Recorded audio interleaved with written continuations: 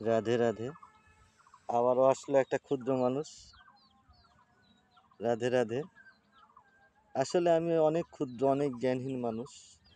আমি কথা সুন্দরভাবে বলতে পারি না। আমার লাইক কমেন্ট দরকার নাই, আমার ভিডিওটা একটু দেখবেন কৃপা করে, এটাই আমার চাওয়া। তা আমি যেটা বলতে চাচ্ছি সেটা হলো, আমরা এত ব্যস্ততা থাকার মধ্যে থেকে আমরা যদি আধা ঘন্টা সময় গোবিন্দর জন্য বার করে রাখি, কি আমার অসুবিধা হবে?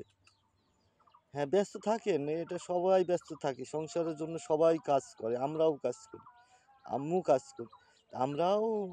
আমরা সবাই মিলে তো চেষ্টা করি না যে আমরা একটু আধা ঘন্টা কৃষ্ণ কথার জন্য, কৃষ্ণ কথা আপনি একা আধা ঘন্টায় থাকার মধ্যে যে কি মজা, আর কি আপনি একটু একা হয় দেখেন আধা ঘন্টা।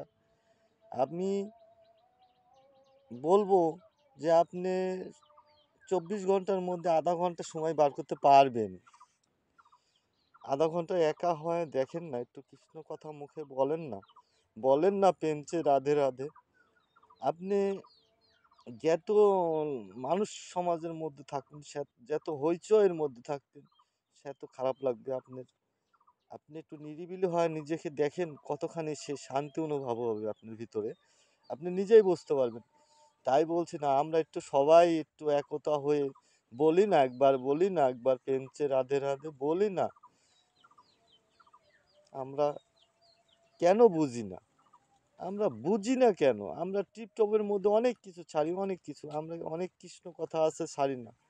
আমরা ভুল করি, আমরা এটা ভুল, অনেক ভুল। আর মুখ দেখে মানুষ চেনা যায় না। আমরা আমরা অল্পতেই মানুষকে বিশ্বাস করে নিয়ে অনেক কিছু করে ফেলাচ্ছি এই সমাজে।